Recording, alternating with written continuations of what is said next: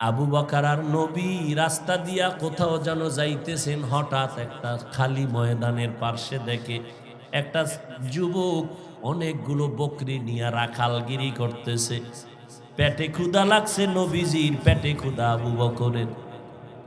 দাঁড়ায় গেলেন, রাখালকে ডাকলেন, এই যুবক রাখাল আসো। রহমতের নবীর সামনে এসে দাঁড়ায় গেল। কামগো পেটে ক্ষুধা লাগছে, তুমি এই রাখাল এই বকরির? বলে হ্যাঁ। কয়েকটা দুধওয়ালা বকরি দাও, আমরা দুধ পান করব। রাখাল বলে খবরদার, আমি রাখাল ঠিক, তবে এর মালিক আমি না, মালিকের অনুমতি ছাড়া আমি দিতে পারবো না। রাখাল জানে না রহমতের নবী এখানে দাঁড়ায়া কথা বলতেছে। যখন বলল মালিকের অনুমতি নাই, দিতে পারবো না, নবী বললেন, রাখাল ভাই, এমন একটা বকরি আমার কাছে এনে দাও, তোমার শত বকরির মধ্যে যেটা দুধ দেয় না, জীবনেও দিবে না, এমন একটা বকরি দাও ওটা দুধ দেয় না, জীবনেও দিবে না, এটা নিয়ে আসো। নবীর সামনে রাখাল বকরি এনে হাজির। রহমতের নবী বিসমিল্লাহ বলে ওলানে হাত দিলেন, দুধে ভরপুর হয়ে গেল। নবী নিজে দহন করলেন, নিজেও পান করলেন, আবু বকরকে পান করালেন, রাখালেরও পান করাইয়া কয়, বকরিটারে আবার পালের মধ্যে ফেরত দিয়া দাও। আগের মতো বকরি পালে দিয়া দিল। এগুলো দেইখা সাথে সাথে নবীর কদমে পড়ে কালেমা পড়লো আব্দুল্লাহ ইবনে মাসউদ। সেই আব্দুল্লাহ ইবনে মাসউদকে নবী বলেন, এই আব্দুল্লাহ, একটু কোরআন তেলাওয়াত করে আমার শোনাও তো, আমার শুনতে মজা লাগে। আব্দুল্লাহ কয়, কোরআন নাজিল হইছে আপনার উপর, আপনি আমার থেকে শুনবেন? কয়, রে আব্দুল্লাহ ইবনে মাসউদ, নিজে নিজে তেলাওয়াত করার মজা একরকম, আর একজনে পড়বে, আমি বইসা শুনবো, তার মজা আর এক রকম।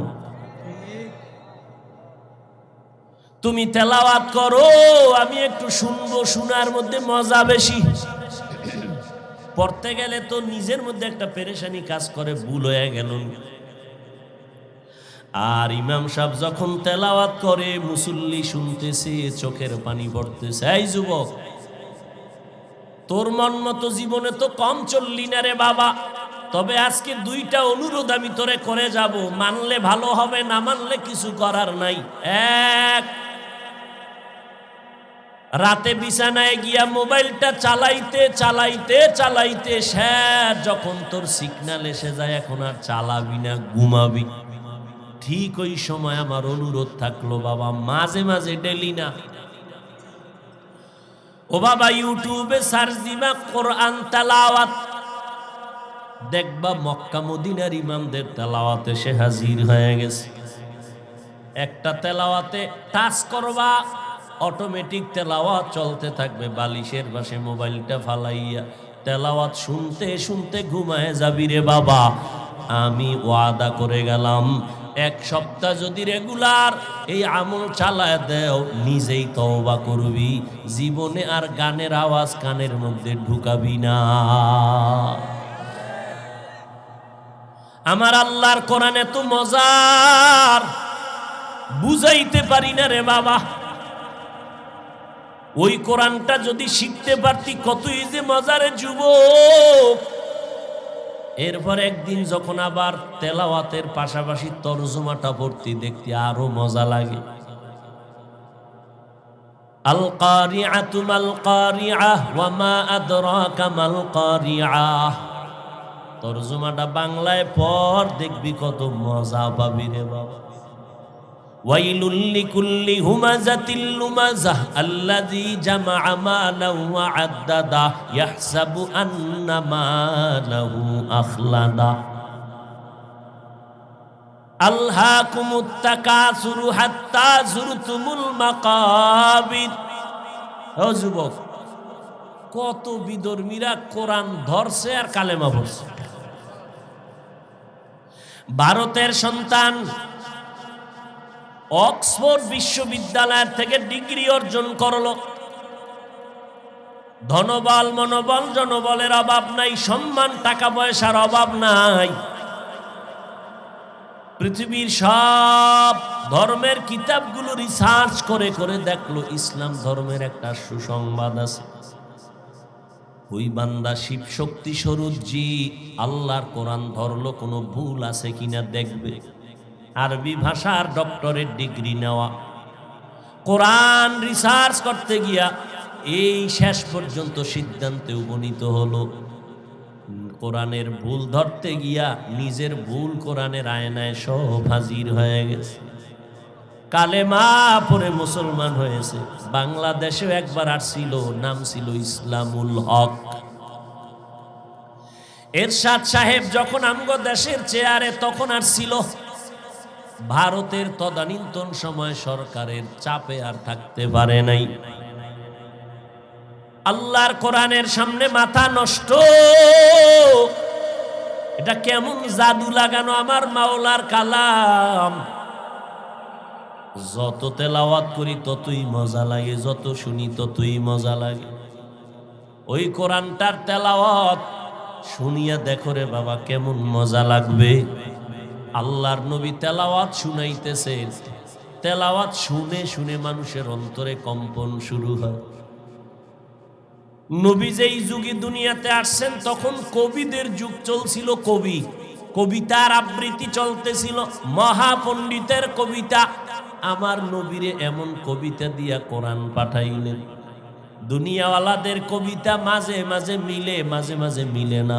আমার মাওলার দেওয়া রসুলের কাছে কোরআনের কবিতায় কোনো অমিল নেই।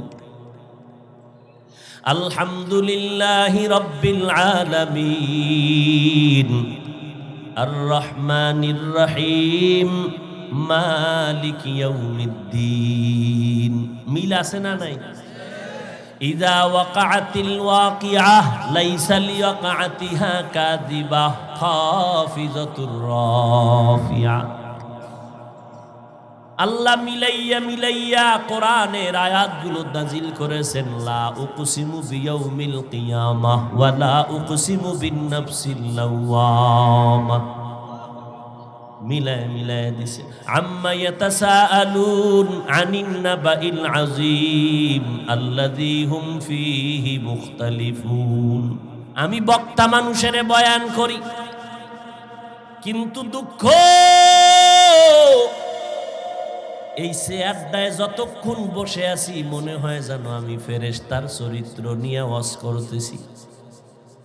স্টেজের চেয়ারে আসার আগেও মোবাইলে ফেসবুকের মোরাকাবা চলে, বয়ান থেকে নাইমা বাসা পর্যন্ত মোরাকাবা চলে মোবাইল। বাসায় গিয়া মাইয়া বলা বউয়ের হক আদায় না করে মোবাইল। এই যদি হয় আমি বক্তার অবস্থা, শ্রোতাদের অবস্থা কি হবে? এই বয়ানে উম্মতের অন্তর কোনোদিন পরিবর্তন হবে না। অথচ মায়ার নবী দাওয়াতের কাজ করেন, তেলাওয়াত করেন, মানুষের মাথায় হাত দেয়, পায়ে হাত দিয়া বুঝায়। শুধু বুঝাইয়াই নবী ঘুমায় না, সিজদায় পড়ে কাঁদে, ও দয়ার মালিক আমার অবুঝ উম্মতগুলোরে তুমি হেদায়েত দাও, যারা বুঝে না তুমি বুঝাইয়া দাও, হেদায়েতের দরজা দিয়া কবুল করে নাও। নবী আর এক আর কেউ নাই, হাতে তরবারি, দুইজনে এক জায়গায়। কেডা কেডা? আরে কথা কও। তরবারি নিয়ে, এই মুহাম্মদ তোরে যদি এখন একটা মাইরা দেই ফিরাইবে কে? কেউ নাই। তরবারি দিয়া নবী পাশে, কেউ নাই। এই মুহাম্মদ এত এত জ্বালাও, তোরে যদি এখন একটা বাড়ি মারি তোরে ফিরাইবে কে? নবী কয় আমার আল্লাহ ফিরাইবে। নবী কইতে দেরি, হাত কাঁপতে কাঁপতে তরবারি হয়ে গেছে। নবী তরবারি নে উড়াইছে, দেখে আচ্ছা তোরে যদি এখন মাইরে ভালাই কে ফিরাইবে? কি কয় মুহাম্মদ তুমি যদি একটু দয়া করো। কয় না না তুমি বলো আল্লাহ হেফাজত করো। আমি কি করব বলো? আমার আল্লাহ তোমারে ফিরে বলো।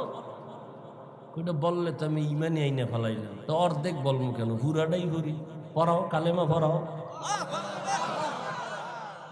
ইমামুল আউয়ালিনাল আখিরিন বহরে সদকা রহমাতাল লিল আলামিন সাইয়্যিদুল কাউনাইন খাতমুল মুরসালিন আখিরামত বুদে ফখরুল আউয়ালিন। ও যুবকেরা, তোমরা হয়তো মনে মনে একটু নিজের ছোট মনে করো, আমরা হুজুরেরা বুঝি জান্নাত পাইয়া লাইছি না, আর আমরাও সেই ভাবে একজনে ভুইলা তিনজন হয়ে গেছি। ওরে আমি হুজুর যদি জান্নাত পেয়েই ফেলি, তাহলে আবু বকরের মতো বান্দা জান্নাতের টিকিট পাইয়া মৃত্যু পর্যন্ত কান্না করলেন কেন? ওমরের মতো বান্দা জীবন ভর কান্নার আওয়াজ, জান্নাতের টিকিট পাইয়া ওসমান রাদিয়াল্লাহু আনহু হাউমাউ করে কাঁদলেন জীবনভর, কবরে একা থাকবো কেমনে? এগো হালাত যদি এমন হয়, তা আমরা তো মানুষ হই না। এমন একজন আল্লাহওয়ালা পাবা না যারা জীবনে কাঁদেন নাই। কান্নাই হলো পুঁজি। বাচ্চার কান্না যখন শুরু হয়, মায়ের কলিজার মধ্যে ঢেউ শুরু হয়ে যায়। সব কর্ম ফালাইয়া বাচ্চার কাছে গিয়া হাজির হয়ে যায়। বাচ্চা চাওয়ার আগে মা সব দেওয়ার জন্য রেডি। নবী কোরআন তেলাওয়াত করে আর বলে, তোমরা রহমানের ইবাদত করো, আল্লাহকে আল্লাহ বলে মানো। মক্কার মুশরিকরা কয়, এই মুহাম্মদ, একবার কও আল্লাহ, একবার কও রহমান, বিষয়টা কি? আসলে কে হক বলো, রহমান কে? একদিন বলো আল্লাহর ইবাদত করো, আর একদিন বলো রহমানের ইবাদত করো। রহমান রহমান যে বলো, রহমান কে একটু বলো, মানির রহমান। এইবার নবী কয়, জবাব নিবানি? কয় নিব। আল্লাহ আর রহমান সূরা নাজিল করে বলেন, ও নবী জানায় দেন, আর রহমান আল্লামাল কুরআন খালাকাল ইনসান। রহমান হলেন তিনি, কোরআন শিখাইলেন যিনি, মানুষ বানাইলেন যিনি, তিনি হলেন রহমান। মানুষ বানানোর আগে আল্লাহ কয়, আমি এমন রহমান, কোরআন শিখাইয়া মানুষ বানাইছি। না না, পুরা উল্টা। কেন? আল্লাহ তাআলা, আমরা যে বাস্তবতা দেখি, দুনিয়াতে আসছি আগে, কোরআন শিখছি পরে। আল্লাহ আমাগো আগে বানাইয়া তারপরে কোরআন শিখাইছেন, নাকি আমরা কোরআন শিখে আসছি? তাহলে বলা দরকার ছিল, আর রহমান খালাকাল ইনসান আল্লামাল কুরআন। রহমান হলেন তিনি, মানুষ বানাইয়া কোরআন শিখাইছেন যিনি। না, আল্লাহ কয়, না না, আমার সিস্টেম কি জানোনি? আমি এমন রহমান, মানুষ বানাইয়া কোরআন শিখাই নাই, বরং কোরআন শিখাইছি তারপরে মানুষ সৃষ্টি করেছি। আল্লামাল কুরআন খালাকাল ইনসান। কথাটা কি লাইন মতো আছে না একটু উল্টা মনে হয় না? কথা বলেন না কেন? বিষয় কি? ফাআলুল হাকিম লা ইয়াখলু আনিল হিকমাহ। হাকিমের কথা হিকমত থেকে খালি না, জ্ঞানীদের কথা জ্ঞান থেকে শূন্য না।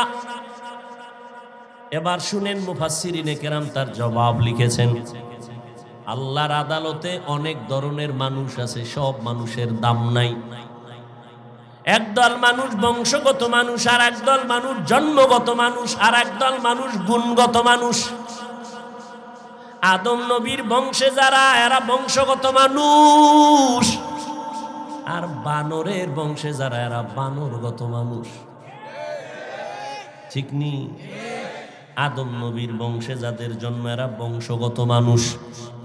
আমার আব্বা জানের ঔরসে আমরা আসছি, আমরা জন্মগত মানুষ। আল্লাহর আদালতে আদমের বংশে জন্ম নিলেই সে আল্লাহর কাছে গ্রহণযোগ্য মানুষ না।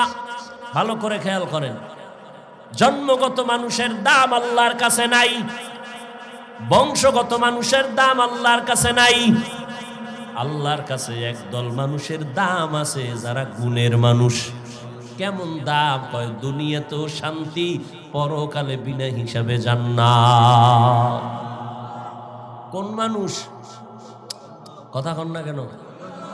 গুণের মানুষের দাম বেশি।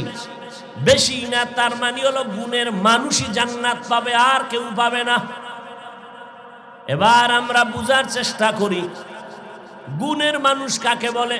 বলে যেই বস্তুটা যেই কাজের জন্য বানানো হয় ওই কাজটা হলো ওই বস্তুর গুণ।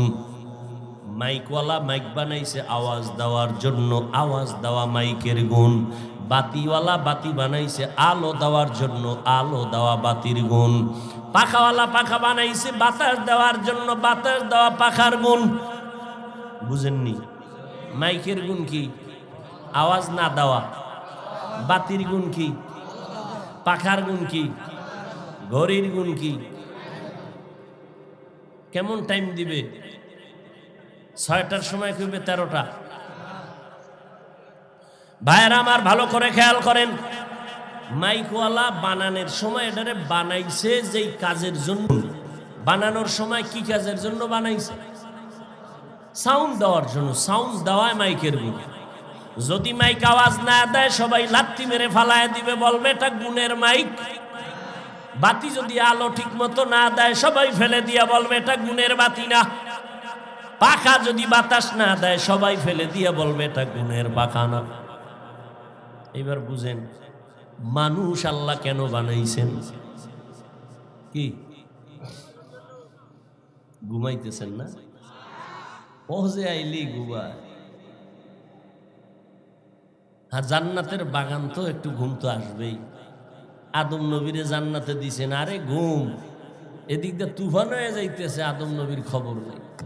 নিজের শরীর থেকে সার্জারি করতেছে আল্লাহ নিজে, আদমের ঘুম আর ঘুম খবরই নেই। একদিকে আড্ডি মাওলায় লইয়া হাওয়ারে বানাইয়া লাইছে, খবর নাই। আরে ঘুম। ঘুম থেকে উঠে দেখে অচেনা এক সুন্দরী রূপসী বিশ্ব সুন্দরী বসে আছে। অন্তর খালি যায় যায় যায়। ফেরেশতারা কয় সাবধান, কই যাও? অচেনা মানুষটাকে জিজ্ঞাসা করে তুমি কে? কয় আমি এক নারী। তুমি এনে হঠাৎ করে কইতো নাই না? কয় আমারে তোমার শান্তির জন্য আল্লাহ বানাইছে। মহিলারা আসেনি? এরে আম্মা জানেরা ভালো করে বুঝেন, আল্লাহ আপনাদের বানানোর একমাত্র কারণ হলো আপনার মাধ্যমে পুরুষের শান্তির জিন্দেগি উপহার পাবে। ফেরেশতারা কয় এমনে যাওয়া যাবে না, বৈধতার সাথে যাও। কয় কেমনে? কয় বিয়া হবে, মোহর হবে। বিয়া কে পড়াইবেন? বলে আমার আল্লাহ। বিয়ায় সাক্ষী লাগেনি না? জিবাগল্লিতে সব সাইজ। সাক্ষী কে হবে? যেই বিয়া পড়াবেন আমার আল্লাহ, ওই বিয়ার সাক্ষী হবে আর সে আজিম যারা মাথায় লইয়া দাঁড়ানো আছে সেই ফেরেশতা। মোহর লাগবে নি? কেউ এই কি সুবিধাবাদী রাখা মোহর মাপ লইয়া লাইছে। ধান্দাবাজ কোথাকার। কোন জায়গায় মোহর মাপ না, এটা মিথ্যা কথা। আর ধরে আতে বিঘাতে বাপের নাম নাই সানগাজির বে, কামাই নেই 10 টাকা, মোহর ধরছে 3,49,000, 13 টাকা 14 পয়সা। আছে না নাই? সব জায়গায় ধান্দাবাজ। এরপরে 50,000 টাকা উসব। এই একটা আর এক মিশা কথা। পুরা বিয়াটা যদি মিথ্যার দ্বারা সাজায় এই সংসারে শান্তি হবে কিভাবে? ওদিক দিয়ে মাইয়া বিয়ে করতে গিয়ে 13 জনে গেছে দেখতে, বন্ধু বন্ধু বান্ধব সব লইয়া। বিয়ে করবে একজনে, দেখতে গেছে 13 জনে। এরপরে ভিতরে ভিতরে কন্টাক্ট, বিদেশের ভিসা। বুঝেন না? তোমার বাড়ির মাইয়া নিমু, বিদেশে যাওয়ার ভিসা দিবেনি। তুমি বউ বিয়া কইরা বিদেশ যদি যাও ভিসা লইয়া, বউ পাহারা দিবে কে? আমার ছোট ভাই আছে।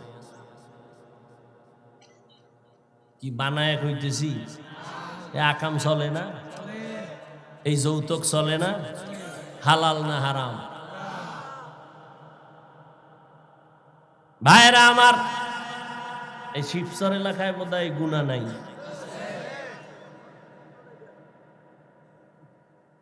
কি যৌতুক উঠামু? আল্লাহ সবাইকে হেদায়াত দান করে। যুবকেরা মাওলায় দুইটা হাত দিয়েছে, রক্ত যদি পবিত্র থাকে ওয়াদা কর নিজের পায়ে দাঁড়াইয়া কামাই কইরা চিৎকার দিয়া বলবি, শ্বশুরের গোষ্ঠীরা আমারটা খাবি, আমি খাওয়াবো, কোনোদিন ফকিন্নির মতো শ্বশুর বাড়ি থেকে ভিক্ষা নিব না। আর যদি ওই পায়খানা খাওয়ার চিন্তাই করো, তাহলে বিয়ার আগের দিন হাতের কবজা কাইটা ফালায় কবি, আমি পুরুষ নামের কলঙ্ক। তুই কাপুরুষ। আল্লাহ হেদায়াত দান করেন। কি কথার মধ্যে দিয়ে হেন আইলাম খবর নেই। আম্মা জান হাওয়া আলাইহিস সালাম মোহর টাকা লাগবে, কয় না টাকা নাই। ফেরেশতারা আল্লাহর অর্ডার পায়, কয় মোহর হলো। শেষ যুগে একজন নবী আসবেন মুহাম্মদ, বলেন তার উপরে 3 বার অথবা 21 বার দরুদ পড়ে নাও, এটাই মোহর হয়ে যাবে। हर के बाशत आमेले सल्लू मुदगम आतिशे दोज़ख शावद बरवाए हाराम। খারাপ লাগতেছে আপনাদের? বলেন মানুষ আল্লাহ কেন বানাইছেন? ইবাদতের জন্য। যেই জিনিসের জন্য, কাজের জন্য বানানো হয়, কাজ হলো ওই জিনিসের গুণ। মানুষ বানানোর কারণ বিড়ি টানার লাগা। তুই যারা ওয়াজের আগেও বিড়ি টানে, মোনাজাতের পরেও বিড়ি, আসেনি বিড়ি খোর? হ্যাঁ, আল্লাহ হেফাজত করে। কি মজা যে ভাই, এটা হুজুর আপনি কি বুঝবেন? হায় হায় হায়। আল্লাহ বলেন আমি মানুষ কেন বানাইলাম?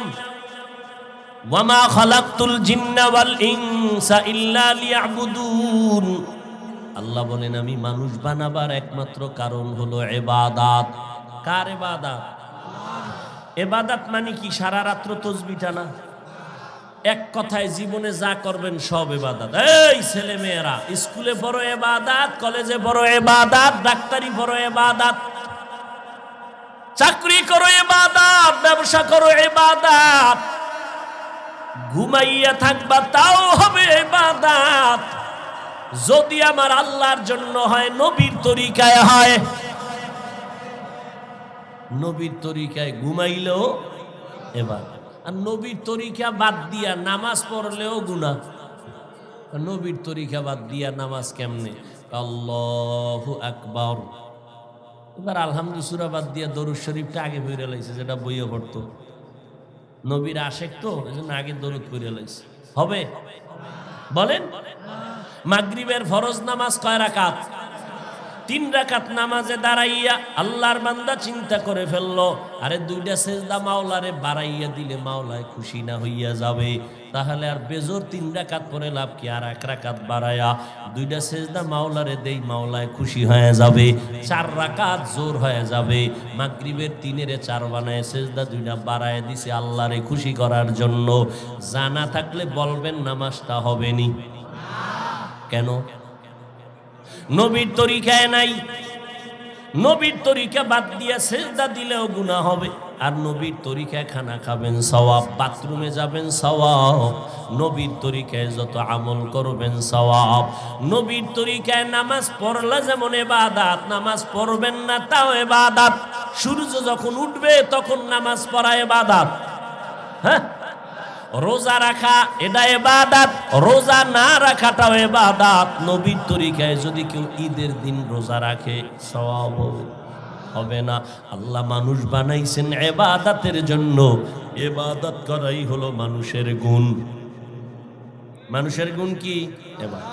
এখন ইবাদতটা করবেন কেমনে, নিয়ম জানা লাগবে। নিয়ম জানানোর জন্যই হলো কোরআনুল কারীম। কোরআন শিখার জন্য আছে উলামায়ে কেরাম। উলামায়ে কেরাম থেকে কোরআন শিখবেন, কোরআন শিখা ইবাদত করবেন, গুণের মানুষ হবেন, বিনা হিসাবে জান্নাতে যাবেন। এই দিকে ইঙ্গিত করে আল্লাহ বলেন আর রহমান আল্লামাল কুরআন খালাকাল ইনসান। যারা কোরআন শিখা ইবাদত করবা, গুণের মানুষ হবা, আমি আল্লাহ তাদেরকে মানুষ বলে জান্নাত দিয়া দিব। এই দিকে ইঙ্গিত করে আল্লাহ কয় আমি আগে কোরআন শিখাইছি, পরে গুণের মানুষ বানাইছি। কোরআনের মাধ্যমে ইবাদত করো। ও যুবকেরা, ও বৃদ্ধ বাবাজিরা, ও পর্দার আড়ালের আম্মা জানেরা, আপনাদের এত মর্যাদা, এত সম্মান। আপনারা নবীদের মা, সাহাবায়ে কেরামের মায়ের মতো মা, আপনারা আয়েশা রাদিয়াল্লাহু আনহার মতো নারী, আপনারা খাদিজা রাদিয়াল্লাহু আনহার মতো নারী, ফাতেমা রাদিয়াল্লাহু আনহার মতো নারী। আপনাদের এত মর্যাদা। মারিয়াম আলাইহিস সালামের মতো আপনাদের সম্মান। মারিয়াম আলাইহিস সালামের এত সম্মান, নবী হাদিসে বলেন কিয়ামতের ময়দানে জান্নাতের 8টা দরজা খুলিয়া 4টা মহিলাকে বারবার ডাকবে, আসো জান্নাতের মধ্যে আসো। কোনো হিসাব নাই, কোনো নিকাশ নাই। কিসের সূর্যের গরম, কিসের জমিনের গরম, কিসের জাহান্নাম। জান্নাতের 8টা দরজা দিয়া ফেরেশতারা ডাকবে কয়জন মহিলাকে? 4 জন মহিলাকে ডাকবে। ওদের কোনো হিসাব নাই। আল্লাহর ফেরেশতারা ডাকবে, আসো জান্নাতের বিছানা রেডি। এর মধ্যে 4 জনের 1 নাম্বার মারিয়াম আলাইহিস সালাম, ঈসা নবীর আম্মা জান। আল্লাহ তারে ডাকবেন ফেরেশতার মাধ্যমে। দ্বিতীয় ফাতেমা রাদিয়াল্লাহু আনহা, তৃতীয় হবে খাদিজা রাদিয়াল্লাহু আনহা, চতুর্থ হবে ফেরাউনের স্ত্রী আসিয়াকে ডাকবে, আসো জান্নাতের বাগান খোলা হয়ে গেছে। এরে আম্মা জানেরা, এই দুনিয়াতে আপনাদের থেকেই তো ভালো সন্তান। এখানে কয়জনারে জানি ভাগলি দিলাম? এখানে দিছি না কই দিছি? ও আর এক জায়গায় দিলাম। এই মাদ্রাসা থেকে কত ছাত্র হাফেজে কোরআন হয়ে গেল। এরে আম্মা জান, এই দুনিয়াতে যত ভালো ভালো সন্তান দেখতেছি সব হলো মা ভালো, এজন্য সন্তান ভালো। আল্লাহর কসম করে বলে গেলাম, ওসি সাহেবের ব্যবহার ভালো, এসপি সাহেবের ব্যবহার ভালো, চেয়ারম্যান সাহেবের ব্যবহার ভালো। খোদার কসম, এগুলো তাদের ব্যক্তিগত বাহাদুরি না, সব হলো মায়ের অবদান। মা ভালো, এই জন্য সন্তানের আদর্শ ভালো। এরে আম্মা জানেরা, সন্তানটাকে ডাক্তার বানাবেন আলহামদুলিল্লাহ, ইঞ্জিনিয়ার বানাবেন আলহামদুলিল্লাহ, তবে আপনার আদর্শ দিয়া সন্তানকে তৈরি করতে হবে। বাবার আদর্শ নয়। মায়ের কাছে সন্তান সময় কাটায় বেশি, মাকে ফলো করে চলে বেশি।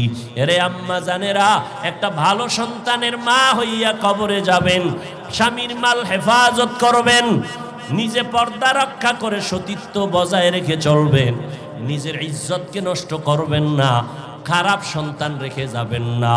যেই সন্তানের বরদোয়াটা আপনি মায়ের কাছে গিয়া পড়বে। ওরে আম্মা জান, ও পর্দার আড়ালের মা বোনেরা, এখনো সময় আছে, তওবা করে নেন, ইবাদতের মুসাল্লায় দাঁড়ান। আপনার মতো কত মা এই এলাকায় এখনো তালাশ করলে পাওয়া যাবে, 5 বেলার নামাজ পড়ে, তাহাজ্জুদ পড়ে, পর্দা রক্ষা করে চলে। ও আম্মা জানেরা, আপনারা কেন পারবেন না? মনে কি চায় না একজন আলেমের মা হইয়া কবরে যাবেন, আদর্শ সন্তানের মা হইয়া কবরে যাবেন? আপনার সন্তানের সবাই দোয়া করবে, ওলামায়ে কেরাম দোয়া করবে, মুরব্বীরা দোয়া করবে, এলাকার সবাই কলিজা দিয়ে দোয়া করবে, সন্তান ভালো। আপনি মা এই দোয়ার অংশ পেতে থাকবেন।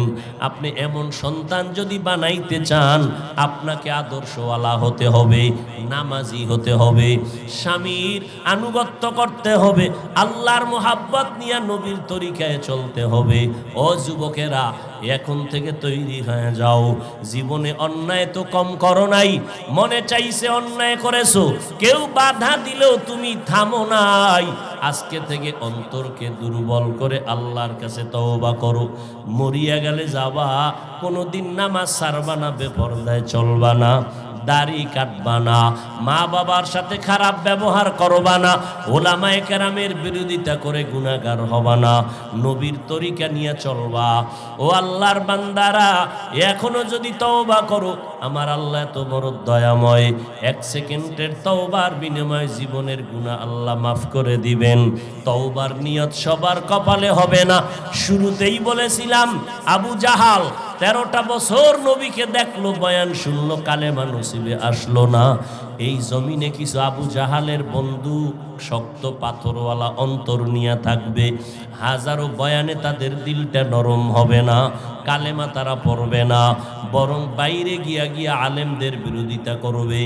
আর একদল আল্লাহর বান্দা ওমরের মতো মেজাজ নিয়ে চলবে, ওয়াজের প্যান্ডেলে আইসা হঠাৎ গুনার কথার মরণের কথা যখন স্মরণ হবে, তওবা করিয়া বিদায় হয়ে যাবে, আর গুনাহ করবে না বলিয়া। ও যুবকেরা, আল্লাহর কাছে মাথা নত করে তওবা করো। ডাক্তার হও তো আদর্শওয়ালা হইও, ইঞ্জিনিয়ার হও তো আদর্শওয়ালা ইঞ্জিনিয়ার হইও। আল্লাহর কাছে দোয়া করো, তওবা করো, উলামায়ে কেরামের পরামর্শ নিয়ে জীবনটাকে চালাও, ধন্য হবা। মা বাবার দোয়া নিয়ে সামনে আগাও। ওই মা বাবার দোয়া ছাড়া আগাইতে পারবা না, ওই মা বাবার দোয়া ছাড়া কোনোদিন সফলতা আসবে না।